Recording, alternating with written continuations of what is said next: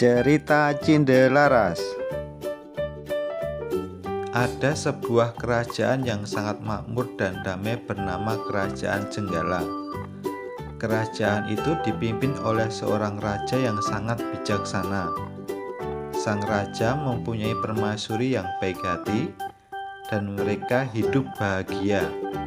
Namun, kebahagiaan itu terusik oleh selir yang iri dan dengki. Sang selir berniat menguasai kerajaan dan sang raja untuk dirinya sendiri. Dia bekerja sama dengan seorang tabib untuk menyingkirkan permaisuri. Sang selir berpura-pura sakit keras dan meminta dipanggilkan tabib. Tabib itu kemudian melaporkan bahwa selir telah diracun oleh permaisuri. Raja sungguh tak menyangka permaisuri tega menyakiti sang selir. Tanpa berpikir panjang, raja langsung mengusir permaisuri ke hutan. Dia memberi perintah kepada patih kerajaan untuk membunuh permaisuri. Karena tak bisa menolak perintah raja, patih terpaksa membawa permaisuri pergi.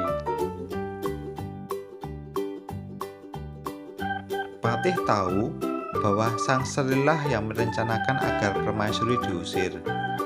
Ia tidak tega jika harus membunuh permaisuri yang sedang hamil. Dia pun meninggalkan permaisuri di hutan, berharap sang permaisuri bisa bertahan. Rombongan sang patih pulang ke kerajaan dengan menyimpan sebuah rahasia. Waktu telah berlalu. Sang permaisuri sanggup bertahan hidup di hutan. Kini dia telah mempunyai seorang anak laki-laki yang sangat tampan dan cerdas. Anak itu bernama Cindelaras. Permaisuri sangat bahagia hidup bersama anaknya. Dia bahkan sudah melupakan masa lalunya sebagai seorang permaisuri. Saat sedang asik bermain di dalam hutan, Cindelaras melihat seekor Raja Wali.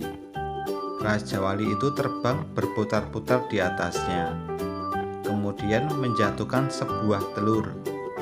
Cindelaras membawa telur tersebut pulang untuk ditetaskan. Cindelaras sangat senang saat telur itu menetas dan menjadi ayam jago yang gagah. Semakin hari, Cindelaras semakin penasaran tentang siapa ayah kandungnya. Cindelaras bertanya kepada ibunya. Sang ibu pun bercerita bahwa ayahnya adalah seorang raja di kerajaan Jenggala dan dirinya adalah seorang permaisuri yang telah diusir dengan tuduhan meracuni sang selir. Cindelaras bertekad untuk bertemu dengan sang raja yang merupakan ayahnya. Maka pergilah dia ke kerajaan Jenggala untuk ikut menyabung ayam.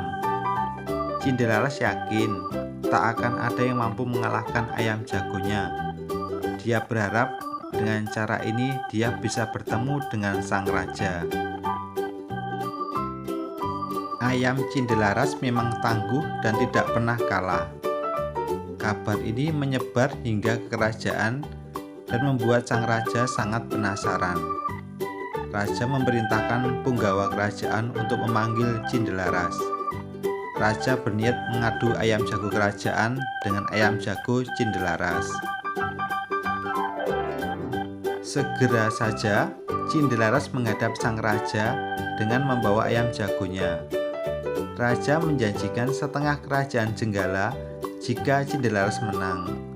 Namun, jika Cindelaras kalah, Cindelaras akan dipancung sebagai hukumannya. Raja sangat yakin bahwa ia akan menang melawan Cindelaras. Dalam sabung ayam itu, ayam jago Cindelaras yang menang dan keajaiban terjadi. Ayam jago Cindelaras tiba-tiba berbicara bahwa Cindelaras adalah anak sang raja dan menceritakan seluruh kisah yang dialami permaisuri serta kejahatan sang selir. Raja kemudian memerintahkan kepada seluruh pengawal untuk menangkap sang selir. Raja merasa bersalah. Ia pun segera berangkat ke hutan untuk menjemput permaisuri. Dengan hati yang bijaksana, permaisuri memaafkan semua kesalahan sang raja. Mereka pun hidup bahagia di kerajaan.